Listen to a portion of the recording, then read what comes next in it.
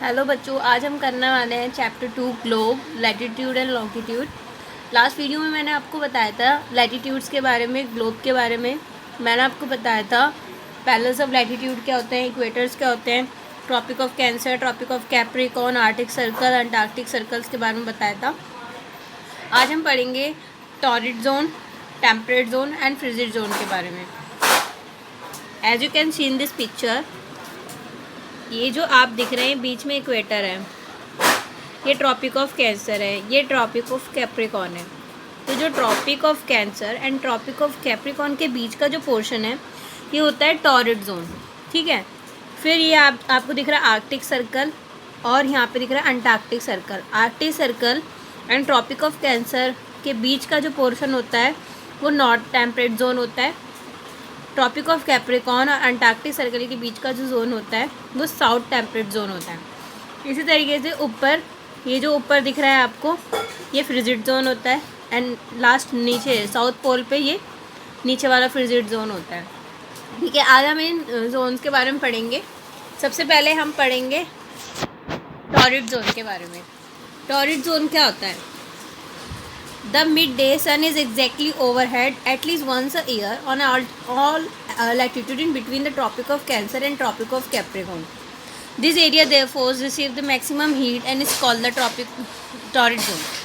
आपको दिख रहा है कि जो टॉरिड जोन होता है, सन जो होता है ना, पूरे साल में एक ना एक दिन ऐसा होता है जब जो सन होता है बिल्कुल एग्जैक्टली इक्वेटर पे पड़ता है, ठीक है, बिल्कुल हमारे सर के ऊपर होता है। तो सीधी रेस पड़ रही होती है, जब सीधी रेस पड़ रही होती है तो वो कम सरफेस को कवर करती है। जब कम सरफेस को कवर करती है तो वहाँ पर गर्मी ज़्यादा होती है, इसलिए जो टॉरिड जोन होता है वो सबसे ज़्यादा हीट ऑब्जर्व करता है, ठीक है। तो torrid zone received maximum heat and it is called a torrid zone. Next होता है टेम्परेट जोन। टेम्परेट जोन क्या होता है? टेम्परेट जोन मैंने अभी आपको बताया, ये वाला ग्रीन वाला पिंक वाला पोर्शन और ये वाला पिंक वाला पोर्शन, ये दोनों टेम्परेट जोन है।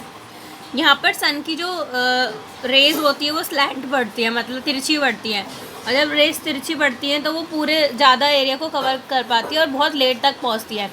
जब वो लेट तक पहुँचेंगी तो तिरछा पड़ेंगी, तिरछा पड़ती है तो वहाँ पर इतनी ज़्यादा सनरेज नहीं पहुँच पाती, तो वहाँ पर टेम्परेचर मॉडरेट रहता है, मतलब ना ज़्यादा ठंड रहती ना ज़्यादा गर्मी रहती, ठीक है। जैसे आप इसमें देख सकते हैं, ये जो है टॉर्च यहाँ पे तिरछी पड़ रही है तो ये ज़्यादा सरफेस को कवर कर रही है, तो यहाँ पे जो टेम्परेचर रहता है वो मॉडरेट रहता है, ना ज़्यादा ठंड ना ज़्यादा गर्मी।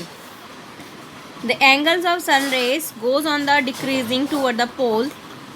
जो सन रेज होती है वो क्या होती है, कम होती चले आती हैं, मतलब जो उनका जो एंगल होता है वो कम होता चला आता है पोल्स की तरफ। As such the area bounded by the Tropic of Cancer and the Arctic Circle is northern hemisphere, and Tropic of Capricorn and Antarctic Circle in southern hemisphere have moderate temperature.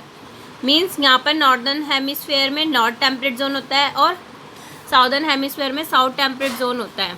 ये Arctic Circle और Tropic of Cancer के बीच में होता है, ये Tropic of Capricorn और Arctic Circle के बीच में होता है। ये दोनों, इनकी क्लाइमेट जो होती है वो मॉडरेट होती है। मॉडरेट क्लाइमेट का मतलब होता है ना ज़्यादा ठंड ना ज़्यादा गर्मी, ठीक है। उसके बाद आता है फ्रिजिड जोन। फ्रिजिड जोन आपको दिख रहा है ये वाला, यहाँ पर सबसे ज़्यादा ठंड पड़ती है क्योंकि जो सन की रेज होती है यहाँ पर तिरछी बिल्कुल मतलब ना के बराबर पहुँचती है, बहुत कम पहुँचती है, क्योंकि जो सन रेज होती है वो ऐसे पड़ती है, ठीक है। तो यहाँ पर बहुत कम सन रेज पहुँच रही होती है तो यहाँ पर बहुत ज़्यादा ठंड पहुँचती है। Area lying between the Arctic Circle and the North Pole in Northern Hemisphere and Antarctic Circle and South Pole in the Southern Hemisphere are very cold. It is because here the sun does not receive much above the horizon, therefore its rays are always slanting and provide the heat. These are called the frigid zone. यहाँ पर जो दिख रहा है ये Arctic circle और north pole के बीच का जो जोन है ये क्या है, फ्रिजिड जोन है। यहाँ पे स्लैंटिंग रेस पड़ती है, बिल्कुल नाक के बराबर पहुँचती है, इसलिए यहाँ पर सालों साल बर्फ़ जमी रहती है, हमेशा ठंड रहती है।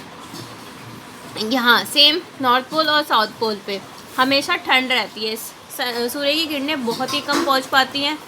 ये हमेशा यहाँ पर हमेशा गर्मी रहती है, इक्वेटर के पास का एरिया जो होता है। और इन दोनों के जो ऊपर ये वाला नॉर्दर्न हेमिस्फेयर में ये वाला और साउदर्न हेमिस्फेयर में ये वाला जोन हमेशा मॉडरेट क्लाइमेट रखता है।